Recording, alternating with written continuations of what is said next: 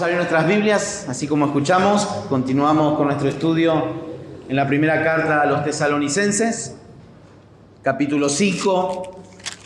Ya estamos concluyendo la carta.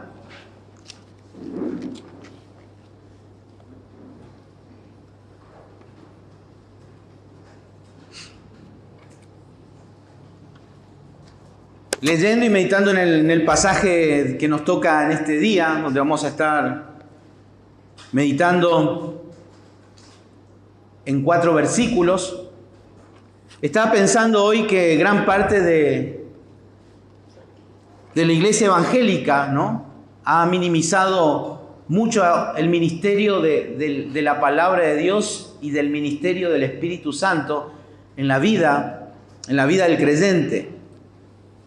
Parece ser que estas dos grandes verdades, tanto de la palabra como del Espíritu, ha quedado un poco en lugar secundario en el ministerio y en la vida de cada creyente, y fue suplantado justamente por técnicas, por métodos pragmáticos, métodos que apelan al sentimiento y a los gustos de las personas. La iglesia se ha convertido en una iglesia muy humanista, muy centrada en el hombre. Y justamente hay 2 movimientos muy fuertes que han producido que esto sea bastante intenso con respecto a la palabra y el espíritu. Uno de ellos es todo el movimiento carismático. Todo el movimiento carismático ha dado tanto énfasis a la obra del Espíritu Santo que ya se ha ido a un extremo donde ha roto esa verdad que el mismo Señor ha dicho, que el Espíritu Santo vino a glorificar al Hijo. Donde hoy mucho movimiento carismático ha exaltado la persona del Espíritu y ha sacado del lugar a quien corresponde, a Cristo como centro. Y eso es algo sumamente espantoso para la iglesia, porque no cumple realmente lo que Cristo dijo que iba a hacer el Espíritu Santo. Y eso, por supuesto, ha hecho, ¿no?, que la iglesia sufra eso. La falta de que el Espíritu Santo obre en la iglesia. Y aún mismo hemos tenido un concepto tan superficial con respecto al Espíritu Santo y pensamos que tenemos una mentalidad muy mística de pensar de que necesitamos que el Espíritu Santo obre en la iglesia. Porque tenemos miedo justamente por todo lo que el movimiento carismático ha provocado. Un temor, un miedo, pero no hay nada que temer. Si siempre y cuando nos sostengamos en las Escrituras, no hay nada que temer. El otro gran movimiento que también ha producido de que la iglesia haya dejado en segundo lugar el ministerio de la palabra es la psicología misma. La psicología ha hecho que creer aún a los evangélicos que ciertos problemas en la vida de los creyentes, la Biblia no lo puede tratar porque lo trata muy livianamente, muy simplemente. Hoy día el mundo se justifica nuestros pecados poniéndole etiquetas. Alcoholismo, drogadicción, ¿no? Cuando realmente el pecado es otro, es la falta de dominio propio, la idolatría, el egoísmo. Entonces, todos estos movimientos han hecho de que el ministerio de la palabra y el ministerio del Espíritu Santo quede en segundo lugar. Y eso trae justamente muchas dificultades en la vida espiritual de nosotros los creyentes. Por al no tener un concepto correcto de la obra del Espíritu Santo en cada uno de nosotros y de la centralidad de las Escrituras, se hace seriamente un gran problema con todos nosotros.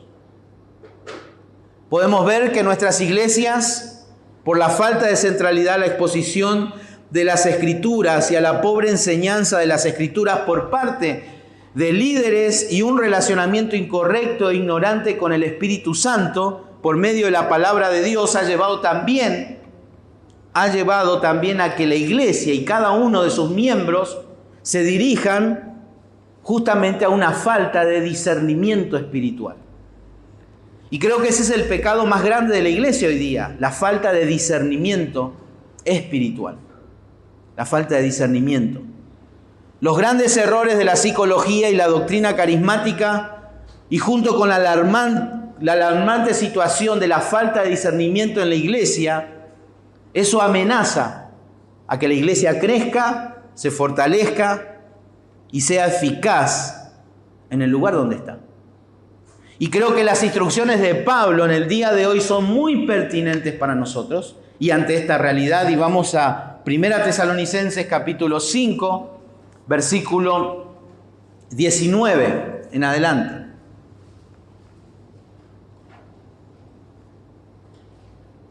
Dice la palabra de Dios: no apaguéis al espíritu, no menosprecéis las profecías, examinadlo todo, retened lo bueno, absteneos de toda especie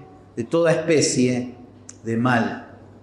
Vamos a orar al Señor en esta mañana. Padre, te damos gracias porque podemos abrir libremente tu palabra.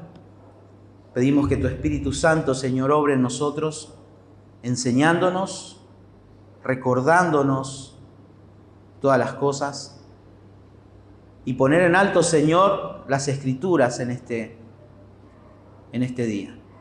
Guía nuestros pensamientos, nuestros corazones hacia la luz de tu sabiduría, de lo que encontramos, Señor, en tu palabra. Guía mis palabras, guía nuestros pensamientos, Señor, en este día. En el nombre de Jesús te lo pedimos. Amén. En estos versículos, en estos 4 versículos, Pablo exhortó a los tesalonicenses que se sometan a la voz del Espíritu a través de la exhortación de la palabra y a ejercer un discernimiento crítico. Eso es lo que Pablo está comunicando en estos 4 versículos, a que se sometan a la voz del Espíritu a través de la exhortación de la palabra y a ejercer un discernimiento crítico. Y sin lugar a dudas, para nosotros el mensaje en el día de hoy es el siguiente: debemos someternos al Espíritu a través de la instrucción de la palabra y a ejercer un sabio discernimiento para que haya salud y crecimiento.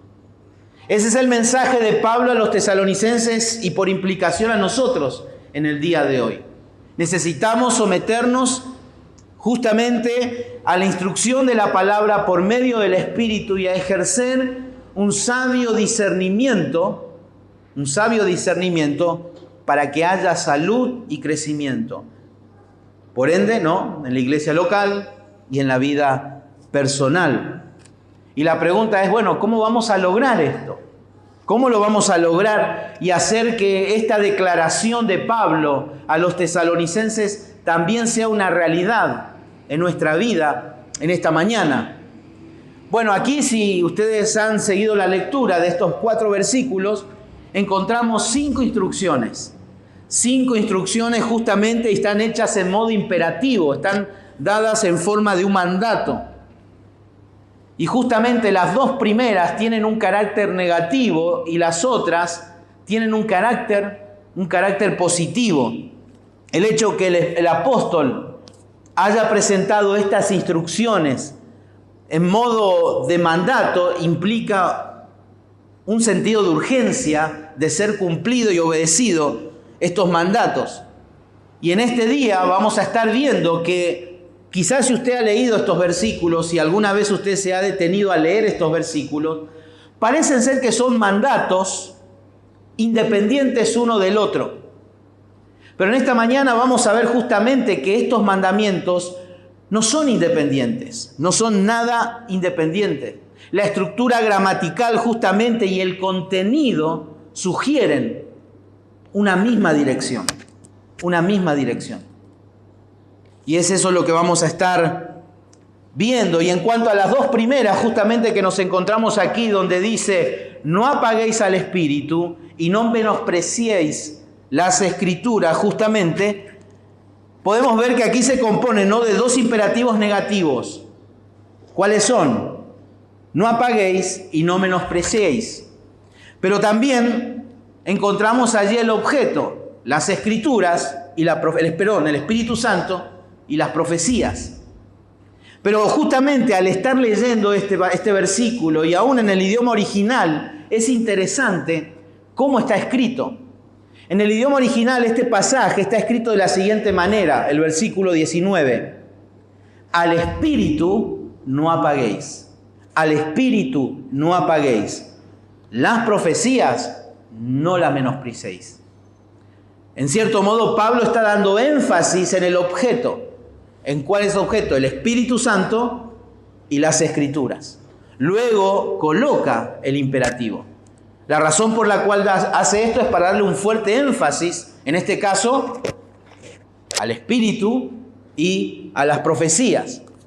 Pero también es muy interesante, en nuestra versión no aparece, pero justamente en la versión de la Biblia de las Américas, el versículo 21, cuando dice, examinadlo todo, retened lo bueno, dice de la siguiente manera, antes bien, examinadlo todo cuidadosamente. Pablo en cierto modo está dando un fuerte énfasis, le dice, al Espíritu Santo no lo apaguen, a las profecías, dice, no la menospreciéis, antes bien. Justamente, esta conjunción antes establece un claro contraste en lo que anteriormente dijo, en su contexto inmediato, ante estos dos imperativos negativos. Por lo tanto, podemos ver que aquí hay una unidad de pensamiento. No son instrucciones separadas como normalmente y comúnmente lo hacemos y utilizamos estos versículos. Aquí hay una unidad de pensamiento. Y es justamente lo que aclaramos de hablar. El hecho de que debemos someternos al Espíritu Santo a través de la instrucción de la palabra y ejercer un sabio discernimiento para que haya crecimiento y salud en la iglesia local y por ende en la vida espiritual individual de cada uno de nosotros. Como dijimos, encontramos 5 instrucciones, 5 imperativos, 5 mandatos. Los 2 primeros de carácter negativo, los otros 3 con carácter positivo, pero para nuestra mejor comprensión lo vamos a dividir en 3 partes, para poder entender un poco mejor esta declaración que Pablo está haciendo. Y vamos a considerar primeramente el primer mandato negativo, de carácter negativo, que dice, no apaguéis al Espíritu, no apaguéis al Espíritu. Es interesante, esta palabra significa extinguir, sofocar, retardar. Es como quitarle el poder o la energía a algo. Lo que Pablo está diciendo aquí, no le quiten el poder, no le quiten el obrar del Espíritu. Y podemos ver justamente que en las Escrituras el Espíritu Santo en algunas ocasiones aparece como fuego. ¿Se acuerdan allí cuando descendió? El doctor Lucas dice como lenguas de fuego, dice.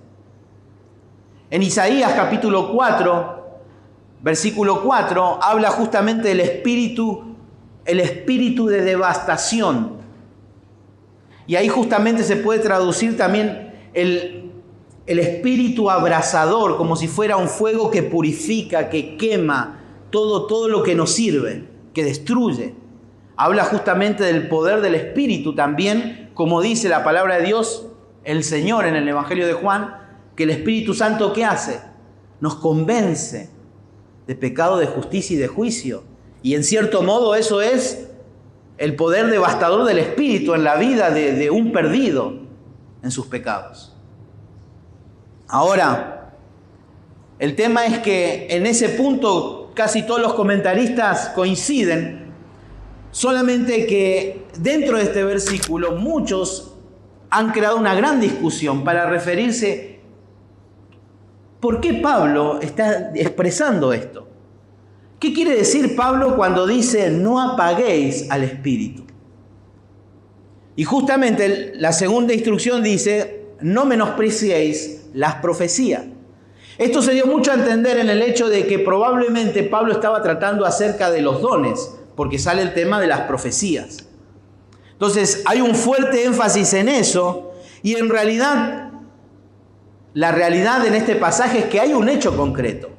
El hecho concreto es que los tesalonicenses estaban apagando, estaban deteniendo, estaban sofocando la obra del Espíritu en ellos. La discusión es, ¿de qué manera? ¿Cómo era que estos hermanos están apagando el Espíritu dentro de la congregación? Bueno, muchos intérpretes dicen el hecho de que probablemente esté hablando acerca del don de profecía o quizás también la manifestación de otros dones dentro de la congregación.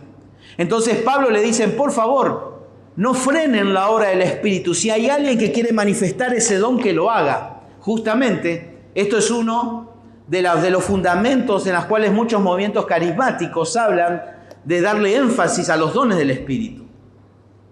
Pero si nosotros, como hemos leído y como hemos estudiado en todos estos domingos, en ningún momento Pablo trató el tema de los dones en las Escrituras, ¿no? En eso todos coincidimos. No encontramos nada que Pablo hable acerca del tema de los dones. Evidentemente ese no era un problema dentro de la iglesia, por eso no lo trató. Entonces nosotros, por ende, no podemos sacar esa conclusión de pensar de que Pablo está tratando tema de dones, el tema de los dones. Ahora, justamente también es interesante poder ver en este punto el tema que dice no apaguéis al Espíritu, no apaguéis al Espíritu. Es interesante porque también esa expresión es muy parecida, aunque no dice lo mismo, pero la asociamos justamente con otra verdad que Pablo menciona en una de sus cartas. ¿Cuál es? No contristéis al Espíritu. No contristéis al Espíritu. Si bien son dos cosas diferentes, pero realmente parece ser que Pablo se está refiriendo a eso. Se está refiriendo a eso. Porque aquí en ningún momento no se refiere al desprecio de ciertos dones espirituales. Cuando Pablo justamente está leyendo, y vamos a Efesios capítulo 4 para poder entender ese pasaje. Efesios capítulo 4 versículo 30.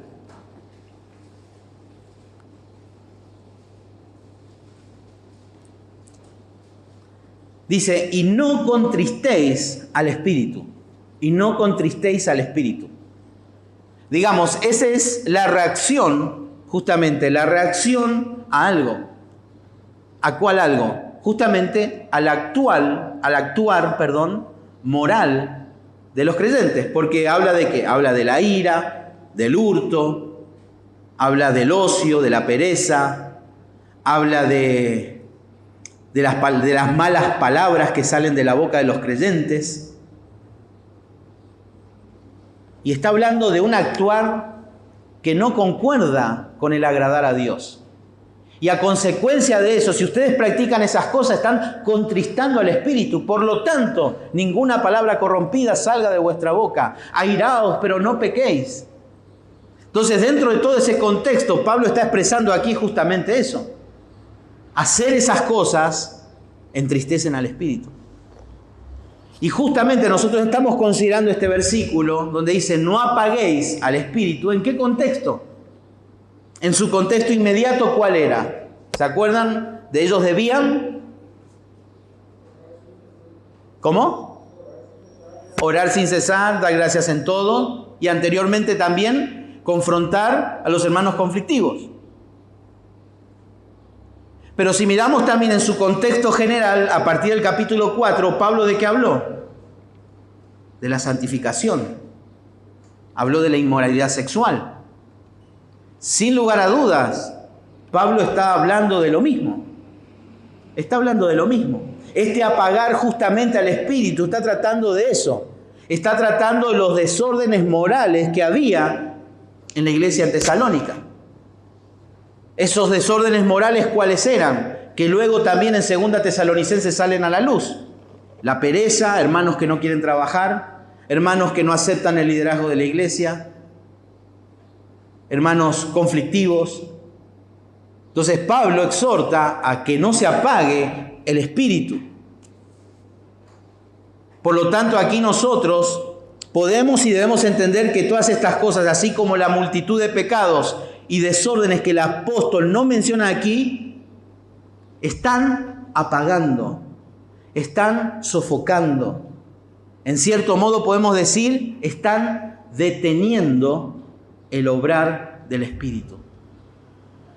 Entonces Pablo les dice a ellos que hay que detener, no hay que detener al Espíritu.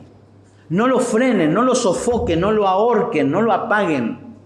Ustedes necesitan que el Espíritu Santo obre. El Espíritu Santo es apagado ¿cuándo? Cuando el Espíritu es silenciado, cuando su autoridad es despreciada y cuando su persona es ignorada. Ahí el Espíritu se apaga. Pero de todas maneras no podemos saber absolutamente con certeza cuál era realmente otras de los fallos y de los desórdenes que habían en la iglesia en Tesalónica. Solamente esto que encontramos aquí escrito. Y de ninguna manera nosotros, Pablo nos está diciendo también que no debemos apagar al Espíritu. No podemos apagar al Espíritu. Y Pablo quiere dejar en claro que todas estas cosas apagan el obrar del Espíritu. Y Pablo va a tratar, y trató por supuesto, de estos temas. Por eso en primer lugar, para que esto sea una realidad en nuestra vida, no tenemos que detener el obrar del Espíritu Santo. No detengamos el obrar del Espíritu Santo para nada, ni disipemos la obra del Espíritu Santo. Pero es importante apreciar la obra del Espíritu Santo. Quiero tomarme unos 5 minutos para valorar lo que el Espíritu Santo es para nuestra vida. De que no podemos apagar al Espíritu Santo. Porque primeramente, fíjense, es en el libro de Ezequiel, capítulo 37. Vamos a tratar de leerlo rápido para que no se haga muy largo, pero creo que es muy pertinente para mirar en las Escrituras y valorar la obra del Espíritu Santo en nuestras vidas. Ezequiel capítulo 37, versículo 11. Me dijo luego, hijo de hombre, todos estos huesos son la casa de Israel. He aquí ellos dicen, nuestros huesos se secaron y pereció nuestra esperanza.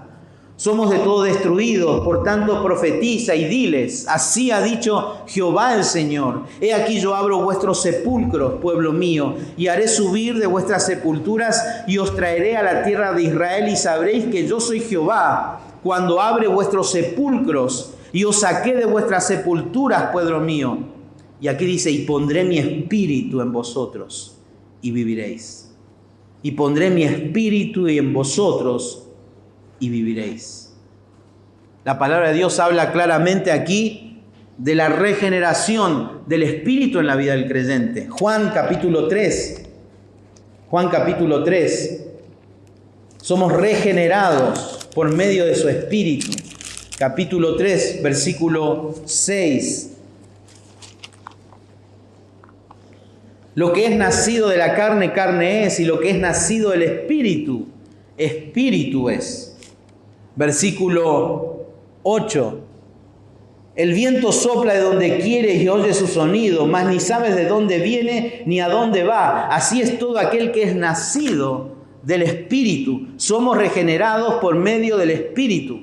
Romanos capítulo 8. No solamente somos regenerados, sino que también somos liberados de la esclavitud de pecados habituales. Capítulo 8, versículo 3. Porque lo que era imposible para la ley, por cuanto era débil para la carne, Dios enviando a su Hijo en semejanza de carne, de pecado y causa del pecado, condenó al pecado en la carne. Versículo 4. Para que la justicia de la ley se cumpliese en nosotros, que no andamos conforme a la carne, no, sino conforme al Espíritu. Porque los que son de la carne piensan en las cosas de la carne, pero los que son del Espíritu en las cosas del Espíritu. Porque el ocuparse de la carne es muerte, pero el ocuparse del Espíritu es vida y paz. Por cuanto los designios de la carne son enemistad contra Dios, porque no se sujetan a la ley de Dios ni tampoco pueden. Y los que viven según la carne no pueden agradar a Dios. Mas vosotros no vivís según la carne, sino según el Espíritu, si es que el Espíritu de Dios mora en vosotros. Y si alguno no tiene el Espíritu de Cristo, no es de él. Juan 14, 17. No solo somos regenerados, no solo somos liberados por el Espíritu. Juan 14, 17. Dice la palabra de Dios allí. Y el Espíritu de verdad, el cual el mundo no puede recibir porque no le ve ni le conoce, pero vosotros le conocéis porque mora con vosotros y estará en vosotros. Ahí nos está hablando de la residencia permanente del Espíritu. Nosotros somos residencia permanente del Espíritu en nosotros. Romanos capítulo 8 nuevamente, versículo 15. Pues no habéis recibido el espíritu de esclavitud para estar otra vez en temor, sino que habéis recibido el espíritu de adopción por el cual clamamos Abba Padre. El Espíritu mismo da testimonio a nuestro espíritu que somos hijos de Dios. Por el Espíritu somos colocados en la familia de Dios por el Espíritu. Primera de Corintios, capítulo 12.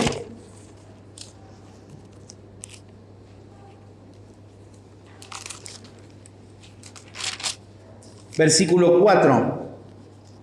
Ahora bien, hay diversidad de dones, pero el Espíritu es el mismo. Hay diversidad de ministerios, pero el Señor es el mismo. Y hay diversidad de operaciones, pero Dios, el que hace todas las cosas en todo, es el mismo. Pero a cada uno le es dada la manifestación del Espíritu para provecho. El Espíritu Santo capacita. Somos capacitados con dones espirituales por medio del Espíritu. Segunda de Corintios, capítulo 1, versículo 22.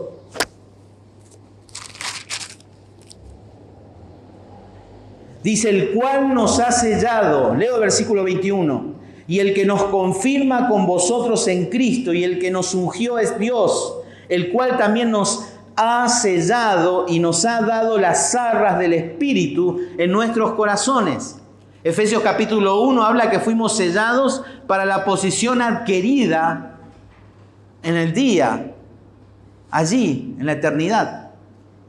Por lo tanto, somos sellados por el Espíritu para la eternidad, para la eternidad. Primera de Corintios capítulo 2, versículo 10. Pero Dios nos la reveló a nosotros por el Espíritu, porque el Espíritu todo lo escudriña, aún lo profundo de Dios. Somos capacitados, somos instruidos, somos iluminados por el Espíritu al estudiar las Escrituras. Al estudiar las Escrituras. Salmo 143.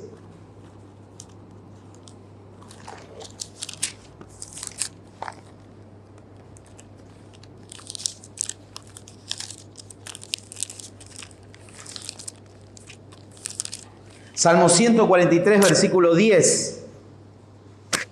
Enséñame a hacer tu voluntad porque tú eres mi Dios.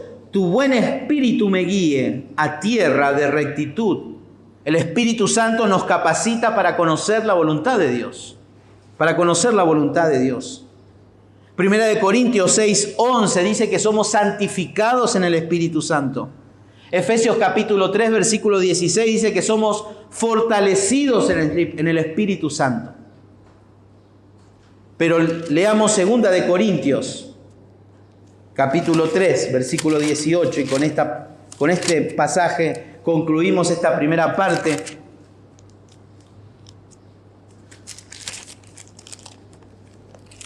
Segunda de Corintios 3, 18, un pasaje que hemos leído justamente el miércoles pasado, dice, por tanto, nosotros todos, mirando a cara descubierta como en un espejo la gloria del Señor, somos transformados de gloria en gloria en la misma imagen como por el Espíritu del Señor.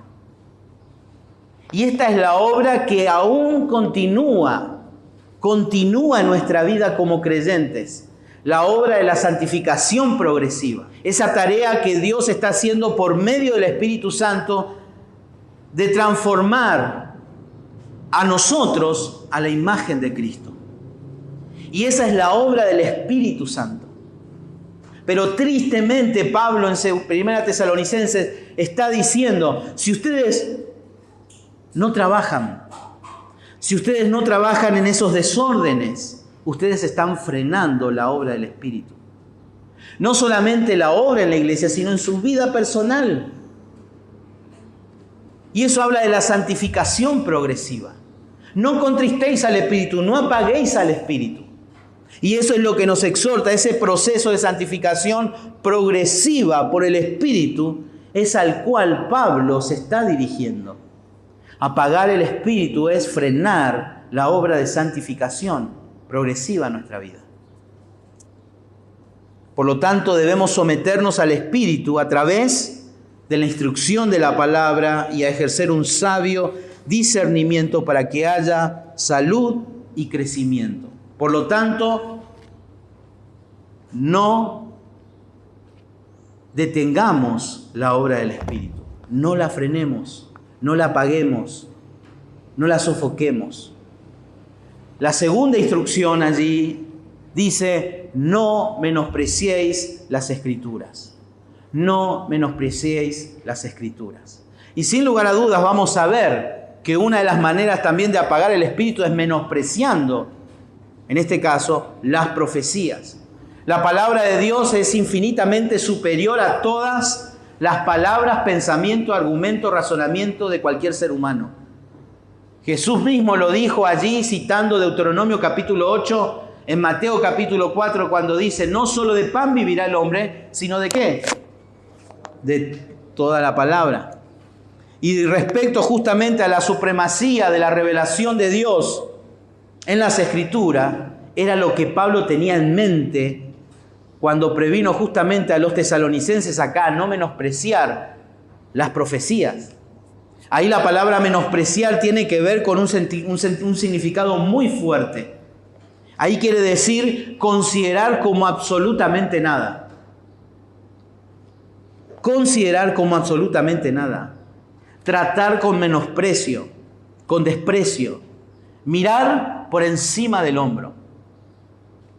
Ahora, si Pablo está dando este imperativo, está claro que está dando un hecho claro que está sucediendo en la iglesia y que está en proceso. No es que Pablo les está advirtiendo a que no apaguen el Espíritu y a que no menosprecien. Es algo que estaba pasando en la iglesia. Por eso es un mandato, es una urgencia. Estaba sucediendo esto en la iglesia. Personas estaban considerando las profecías como nada. Personas estaban considerando las profecías inferiores al razonamiento y al pensamiento que muchos de ellos tenían. Ahí justamente la palabra profecía abarca toda clase de comunicación, hablada o escrita, que procede del mismo Dios. Que procede del mismo Dios. Es la capacidad de hablar en el nombre de Dios. Es dar a conocer la voluntad y comunicar la palabra del Señor. Ya sea, ¿no? Sobre el futuro o sobre el presente. Sobre el futuro o sobre el presente. Este verbo también quiere decir proclamar públicamente. Profetizar, el verbo profetizar quiere decir publicar o proclamar o hablar públicamente. Públicamente.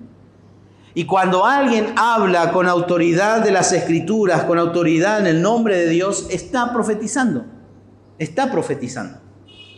Cuando aún no existía el Nuevo Testamento, Dios se comunicaba justamente con hombres escogidos exclusivamente con una capacidad de dar la revelación de Dios para su iglesia en aquel entonces.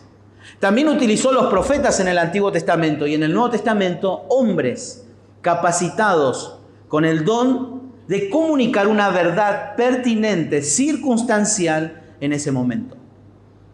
Y eso era los que tenían el don de profecía, el don de profecía.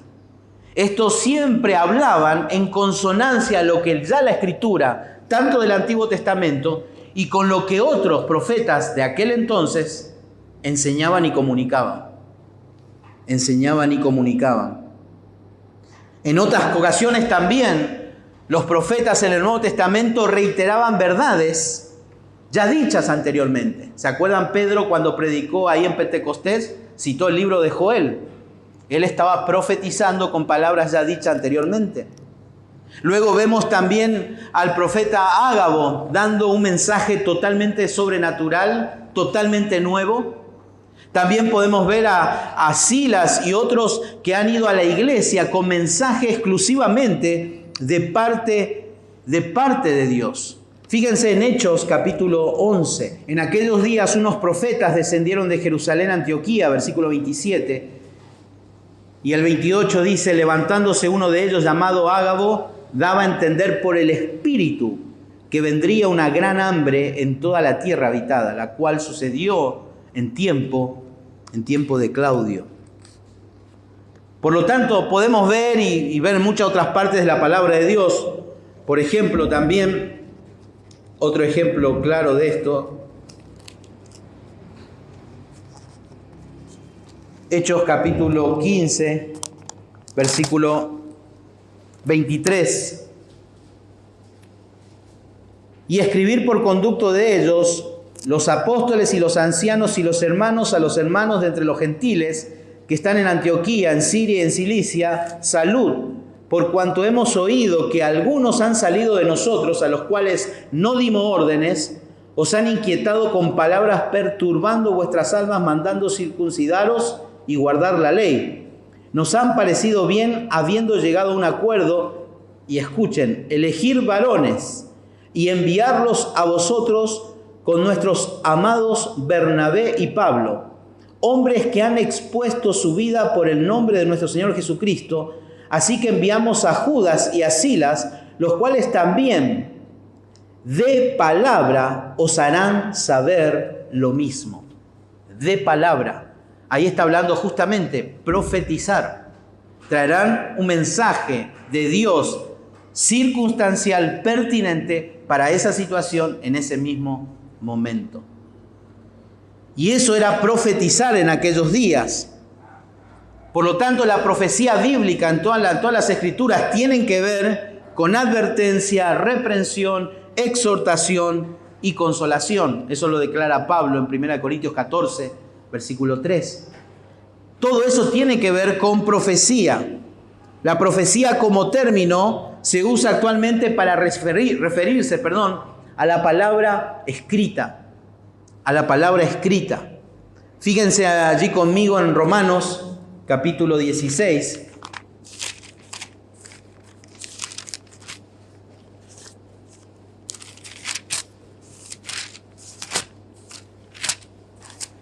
Versículo 25.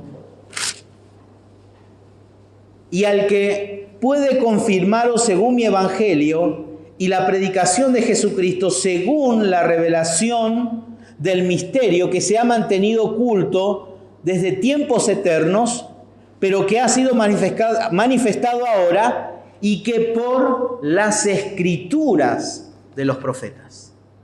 Escritura. Luego, segunda de Pedro, capítulo 1, Apocalipsis, capítulo 1, habla de la profecía escrita, la palabra de Dios escrita. Por eso la profecía genuina habla de la propia revelación de Dios sobre Cristo y no se desvía nunca con todo el contenido de las Escrituras. Por lo tanto, nosotros tenemos que quitar de nuestra mente que al pensar en profecías tiene que ver exclusivamente con cosas del futuro. La profecía tenía que ver con cosas del presente para su iglesia en aquellos tiempos. Era la revelación de Dios, la instrucción de Dios. Así como fue con Pablo, fue llevado al tercer día, arrebatado al tercer cielo, Y allí dice que Dios le enseñó, le reveló cosas ocultas que para él fueron difíciles de explicar. Pero también podemos ver que él las instruyó nuevamente. Por lo tanto, en nuestros tiempos, la voluntad normativa de Dios ya no queda establecida por personas que vengan y digan, yo tengo un mensaje de Dios. Dios me habló y me dijo esto. Yo sentí que Dios me guió a todo esto. No. Hoy tenemos la palabra de Dios, única y exclusiva para saber lo que Dios tiene para nosotros. Y al respecto, recordemos que Pablo justamente en los versículos 12 y al 14, allí en 1 Tesalonicenses 5, Pablo justamente habló acerca de ¿qué? De estimar a aquellos que os presiden, que os enseñan. Y luego dice, amonesten, ayuden, fortalezcan con las Escrituras a esas personas. Estaba dando la prioridad de la palabra de Dios a la vida.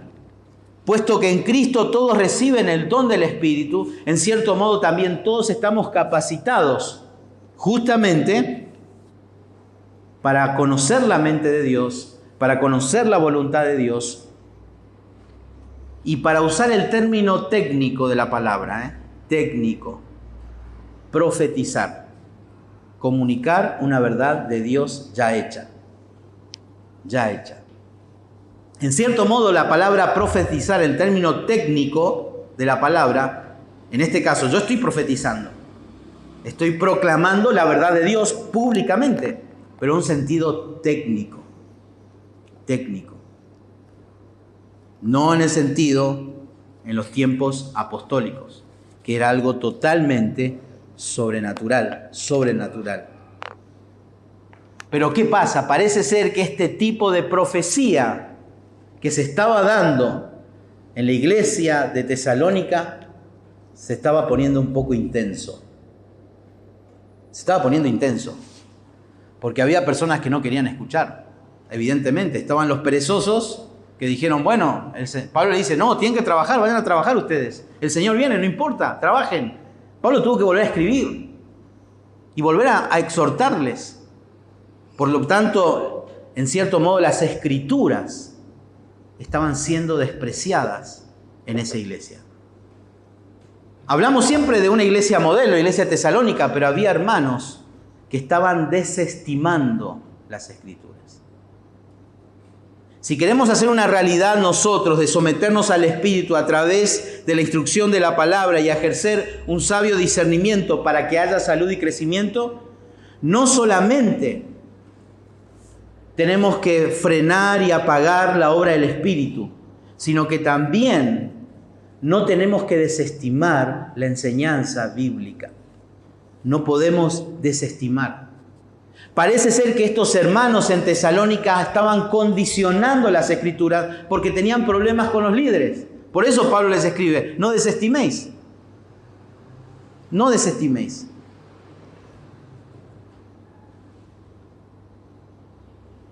Y justamente el Espíritu, cuando hablamos del Espíritu, el Espíritu es el Señor, dice 2 Corintios 3:17, y Él es quien elige el medio y el momento para que su iglesia sea instruida por la palabra de Dios, por su voz. Y si nosotros no reconocemos su señorío, debemos darle plena libertad para actuar como Él quiere en nuestras vidas y en nuestras iglesias. Y ese era el problema justamente en la iglesia en Tesalónica. La profecía es esencial para la salud de la iglesia y por esa razón Pablo urgió, les mostró la necesidad, la urgencia a los tesalonicenses a no menospreciarla.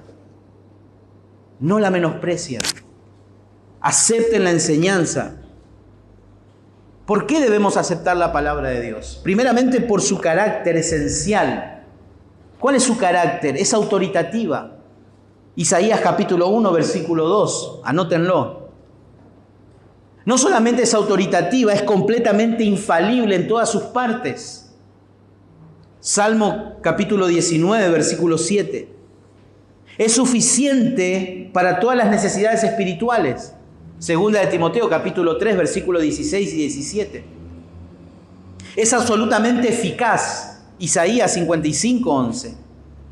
Pero también determina nuestra situación espiritual eterna. Porque el que no cree está condenado. Está condenado. Pero también tiene beneficios generosos para nuestra vida. Es la fuente suprema de la verdad. Santifícalos en tu verdad. Tu palabra es verdad, dijo el Señor Jesucristo. Es la fuente de toda felicidad. Es la fuente de toda felicidad.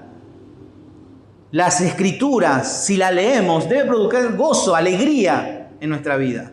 Lean conmigo, por favor, Salmo 19.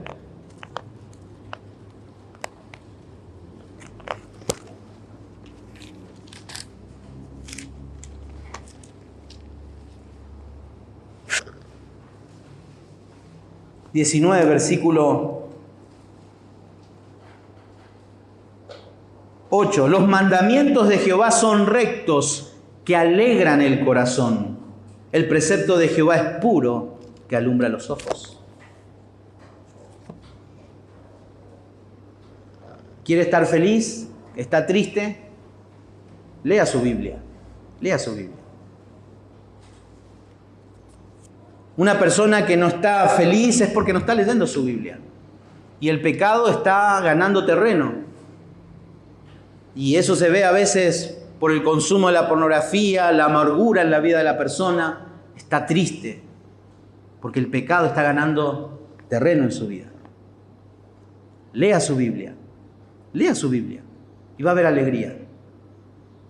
Porque es la obra y los beneficios generosos de las Escrituras en nosotros. Es la fuente de victoria sobre el pecado y las fuentes del mal. ¿Se acuerdan que decía el salmista en el Salmo 119? En mi corazón he guardado tus dichos para no pecar contra ti. Para no pecar contra ti. Y Él es la única fuente para el crecimiento. ¿Se acuerdan que tenemos que desear como niños recién nacidos la leche espiritual no adulterada? Pero también es la fuente de la esperanza. Salmo 119, versículos 116. 119, 116. Susténtame conforme a tu palabra y viviré, y no quedaré yo avergonzado de mi esperanza. Las Escrituras traen esperanza. Y un pasaje paralelo para que lo anoten, Romanos 15, 4. La palabra de Dios trae esperanza. No apagar el espíritu significa que debemos abandonar nuestras actitudes de desprecio, pero también no caer en el otro extremo de aceptar indiscriminadamente todo lo que se nos dice. Por eso continúa Pablo con la siguiente instrucción. Pero lo que apaga el espíritu justamente en la vida de una persona es eso. Despreciar las Escrituras. Despreciar las instrucciones bíblicas apagan el espíritu. Y si el espíritu está apagado, yo no progreso espiritualmente. Yo no me santifico de manera progresiva. Me freno porque menosprecio las Escrituras. Menosprecio las Escrituras.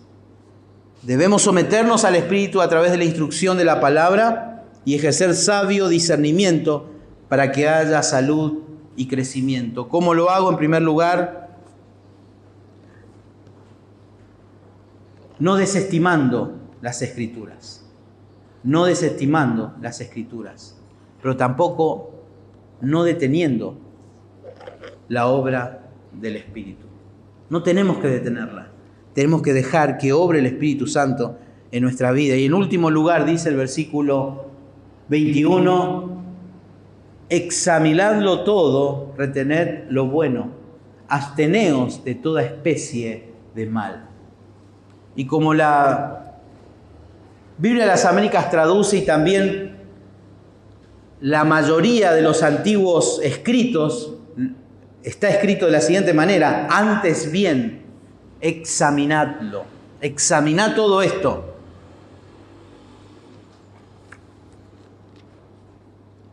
Y la pregunta era, bueno, ¿se acuerdan? Hablamos justamente de eso. Antes bien, ¿de qué? De lo anterior. Lo anterior. ¿Por qué Pablo quiere que examinemos a la luz de estos dos principios y estas dos instrucciones y mandatos de no apagar el espíritu y de no menospreciar las Escrituras. Bueno, justamente el examinarlo todo, allí de hecho esta frase muchas veces se ha arrancado de su contexto. Se ha arrancado de su contexto para darle un significado que seguramente todos ustedes conocen.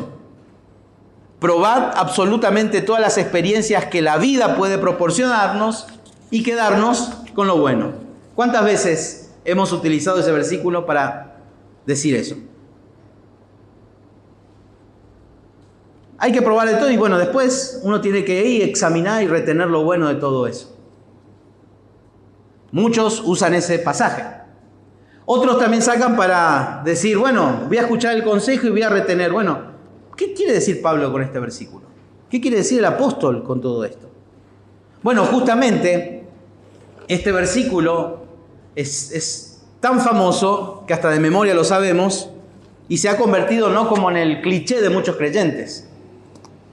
Entonces, bueno, ¿qué Pablo nos enseña en este pasaje? Bueno, examinar es una palabra común en el Nuevo Testamento para referirse justamente a probar algo con autenticidad.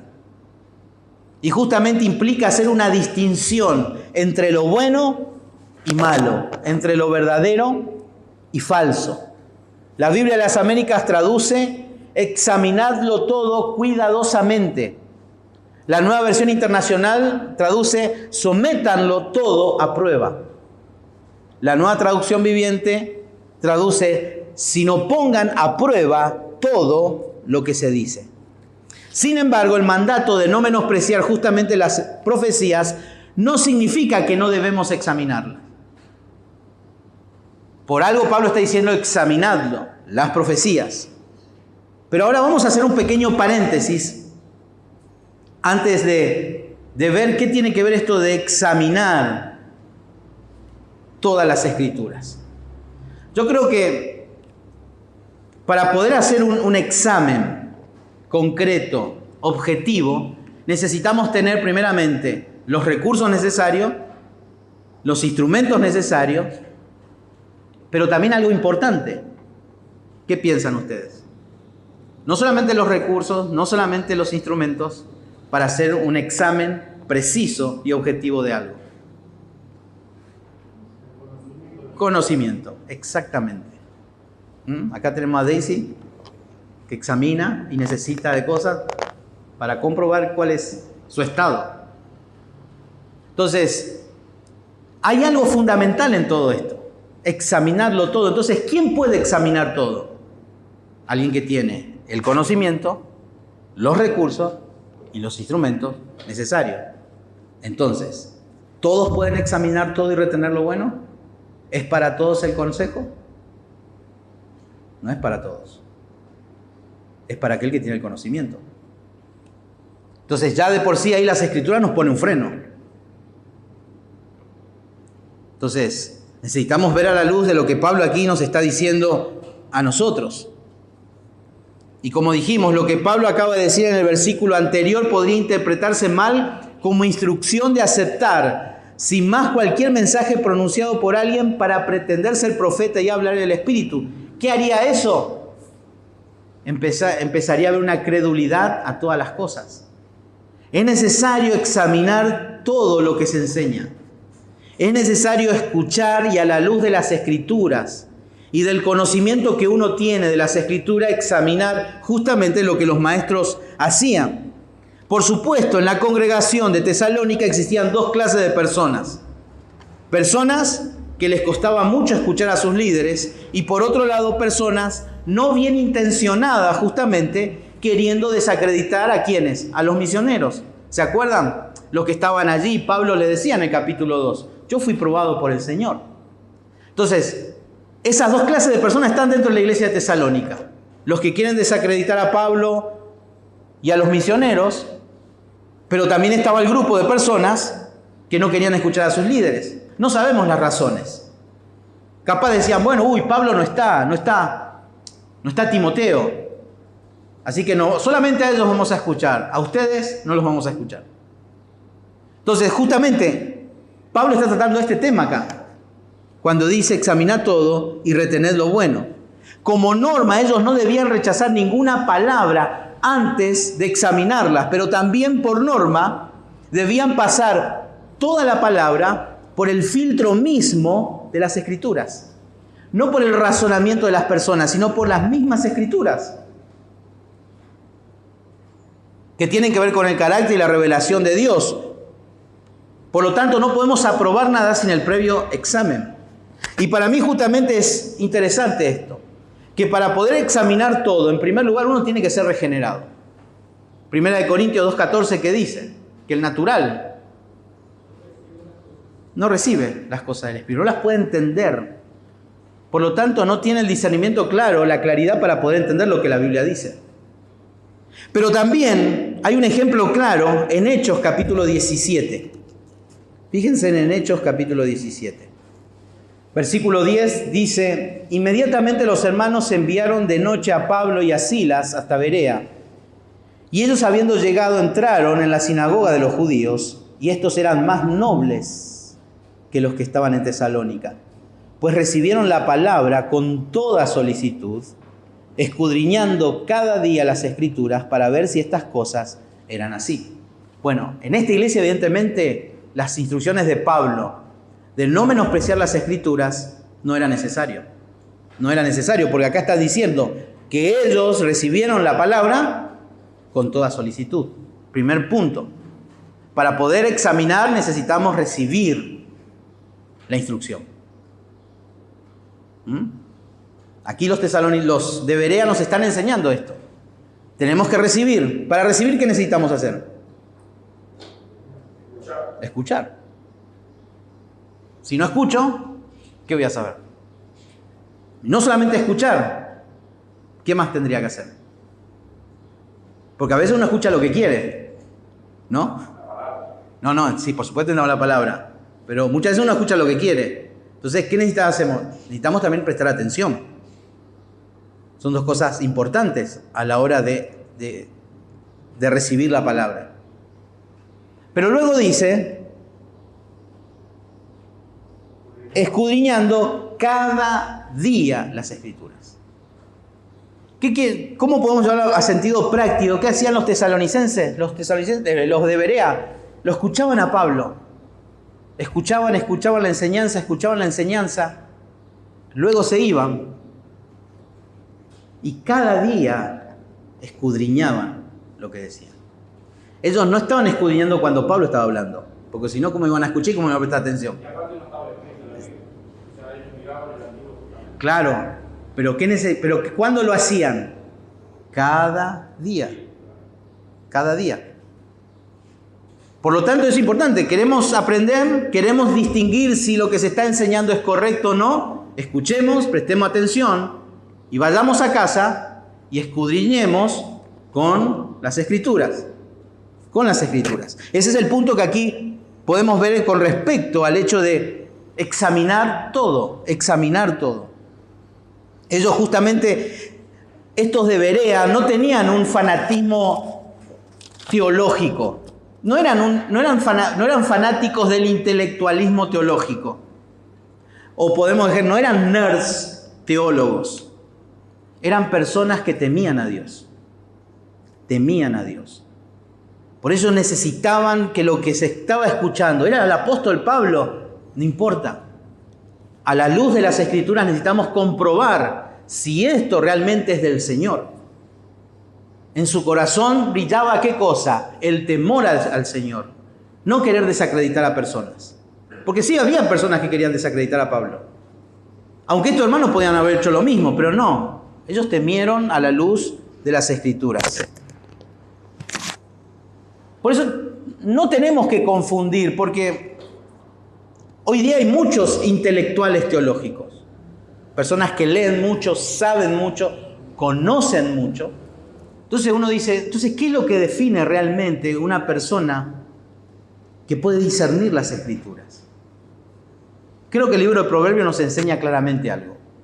Dice que el principio de la sabiduría es el temor a Jehová.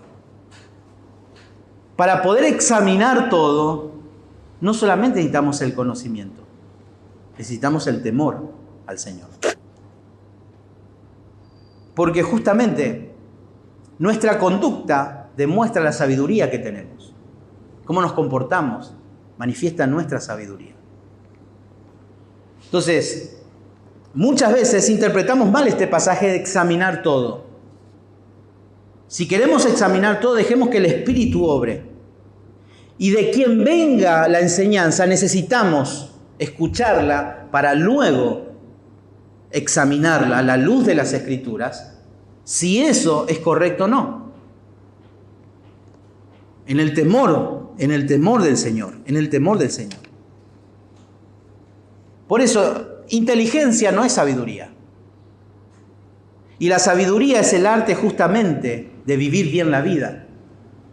Y alguien que no vive bien la vida, ¿con qué autoridad puede examinar todo y retener lo bueno?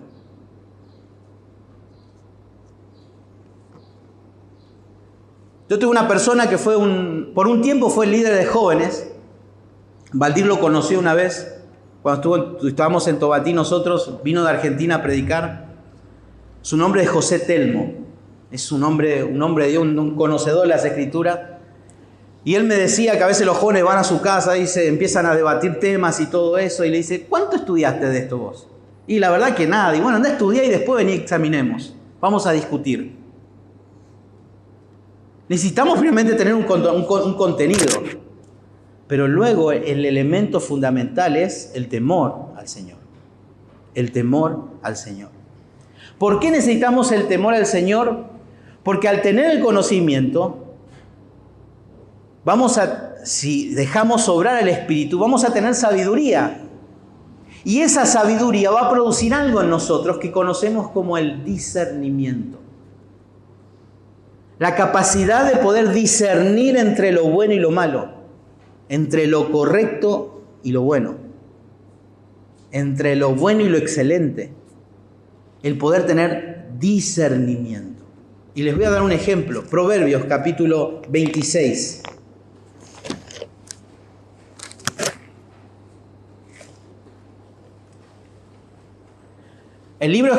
Proverbios es conocido como un libro de sabiduría, de conocimiento. Leamos el versículo 4. Nunca respondas al necio de acuerdo a su necedad, para que no seas tú también como él. Versículo 5. Responde al necio como merece su necedad, para que no se estime sabio en su propia opinión. Vulgarmente, ¿cómo diríamos? Aupé Salomón, ¿cómo es la cuestión? ¿Le hablo o no le hablo al necio? ¿Qué hago? Bueno, aquí lo que Salomón está hablando es el discernimiento. Hay momentos en que al necio no hay que hablarle y hay momentos al que el necio hay que reprenderle. ¿Y cómo yo voy a saber eso? Con discernimiento. ¿La sabiduría cuál es? En este momento no puedo hablarle al necio. Está como caballo loco, así que no le voy a hablar al necio o me va a sacar. Entonces no le voy a hablar. Pero también dice que tengo que reprenderle, entonces le tengo que reprender. No, pará. Bueno, ahí yo tengo que aplicar ¿qué cosa? El discernimiento. El discernimiento, esa capacidad de distinguir cuándo es el momento justo para hablar. Para hablar. Por eso es necesario, justamente este punto es importante. Y cuando hablamos de discernimiento, existen diferentes y muchísimas definiciones que giran en torno al concepto del discernimiento. Y siempre lo hablamos con respecto al tomar decisiones. Y tiene que ver con eso. Porque la sabiduría es el arte de vivir bien la vida. Y vivo bien la vida cuando yo discierno. Entonces puedo tomar decisiones concretas y buenas. Pero al ver en las Escrituras y a estudiar este tema del discernimiento, el discernimiento va mucho más allá de conocer la voluntad de Dios y tomar decisiones correctas. Tienen que ver justamente con la verdad de Dios. Con la verdad de Dios. Saber lo que realmente Dios está diciendo en su palabra. Y eso es lo que necesitamos. Y eso solamente es con discernimiento espiritual. Espiritual. Leyendo un libro de predicación expositiva, una de las personas decía que muchas veces estamos luchando con un pasaje y no sacamos la lectura o la enseñanza, es porque realmente hay cosas en el corazón del predicador que no están bien. Entonces, esto es una verdad sumamente importante para nosotros. Lo tomamos con tanta ligereza, bueno, voy a examinar todo y voy a retener lo bueno. Pero la cuestión va más profundo acá. Va con el tema de discernir justamente lo bueno de lo falso. Y hay cosas superficiales que son buenas. Y hoy día con predicadores en la televisión, pero mirá, el tipo está hablando del Evangelio. Y a veces no distinguimos entre una predicación de un evangelista televisivo con una predicación moralista. Y empezamos y nos confunde y no tenemos el discernimiento. Yo estoy escuchando a fulano y veo a veces cristianos aprobando lo que ciertos predicadores dicen, que no son nada bíblico, que no creen ni siquiera en la suficiencia de las Escrituras, y lo aprueban. ¿Saben dónde se ve ese ejemplo claro? En el Edén. ¿Se acuerdan? Eva con la serpiente. La serpiente la sedujo. ¿Y qué fue una de las cosas que hizo Eva? Vio el fruto y le pareció agradable. Agradable. Porque tenga la Biblia en la mano, porque venga a la iglesia, porque escuche sermones, porque diga Dios te ama, porque te hable de la cruz, de que te hable de que Cristo murió en la cruz. Los católicos también enseñan eso. Necesitamos ¿qué necesitamos en la vida? Discernimiento. Y aquí Pablo les está enseñando justamente eso. Ustedes, hermanos, no desestimen el mensaje de las Escrituras. No frenen la obra del Espíritu, sino que también ahora ustedes necesitan discernimiento espiritual. Discernimiento espiritual. Y para poder hacer eso es lo que Pablo le dijo a Timoteo, que él tenía que estar preparado como obrero de que no tiene de qué avergonzarse, que usa ¿qué? Bien la palabra de verdad. Traza bien la palabra de verdad. ¿Querés discernir y querés tener la autoridad de decir, voy a examinar tu y retener lo bueno? Estudia tu Biblia. A los jóvenes, estudia tu Biblia. Léela, amala, apasionate por ella. Pero no te olvides que hay un elemento fundamental, el temor al Señor. ¿Cómo lo vamos a ver?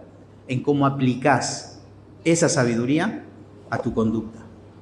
Por lo tanto, tu conducta habla de tu sabiduría. Y si hay sabiduría de lo alto, hay discernimiento. Y este consejo es para todos en realidad. Para todos. Y Pablo dice eso. Una vez que uno examinó todo, dice, retené lo bueno. Retené lo bueno. Y ahí habla de aferrarse, asirse. Y a veces cuando recibimos el consejo no es retener lo bueno, es directamente no escuchar nada. O creemos que estamos reteniendo, esto me conviene, esto me conviene. No. Ahí retener quiere decir aferrarse, asirse, someterse a eso bueno, a lo que es inherentemente auténtico, verdadero, noble, correcto. A eso se refiere. Retener lo bueno. En consecuencia de esa examinación. Y luego dice, absteneos de toda especie de mal. Absteneos de toda especie de mal. Si encontramos algo que es malo por naturaleza, por lo tanto nosotros tenemos que abstenernos, separarnos de ellos, mantenernos bien lejos de eso. De una verdad, de una cosa, de una persona, de lo que sea. Lejos, lejos. Todo lo que te causa engaño en tu vida, lejos, lejos. Dios quiere que consciente y constantemente pongamos una gran distancia entre nosotros mismos y cualquier cosa que esté en conflicto aún de una manera pequeña con su palabra pura. Y notemos justamente aquí que Pablo insiste que debemos evitar toda especie. Esa frase, toda especie, también se puede traducir que tenga apariencia de bueno. También fuera. El título del sermón lo dejé para el final. Y yo le puse de esta manera: urgentes instrucciones para que la iglesia crezca y no muera en el intento. Instrucciones urgentes para que la iglesia crezca y no muera en el intento. Por lo tanto, debemos someternos al Espíritu a través de la instrucción de la palabra y a ejercer un sabio discernimiento para que haya salud y crecimiento en la iglesia y en la vida personal. Por eso dijimos al principio que el gran pecado de la iglesia evangélica hoy día en el mundo es la falta de discernimiento. Y lo necesitamos. Cada uno de ustedes y yo mismo necesitamos de eso para poder distinguir eso que nosotros no estamos viendo. Para eso necesitamos el discernimiento, para ver lo que no estamos viendo. Y eso es una obra de Dios. Y si es de Dios, es santa. Tiene que haber santidad en la vida. El fuego del Espíritu tiene que estar ardiendo ahí. Tiene que haber una pasión por las Escrituras para que yo pueda examinar todo y retener lo bueno. Estudie su Biblia, lea su Biblia, ame la palabra de Dios, obedezca los principios. La iglesia tiene que crecer, usted tiene que crecer espiritualmente. Pero no moramos en el intento, tratando de hacer las cosas a nuestra manera. Estas son las instrucciones de Pablo, ya terminando después todo esto. Que Dios bendiga su palabra en esta mañana. Y creo que el deber de cada uno es examinar a la luz de las Escrituras.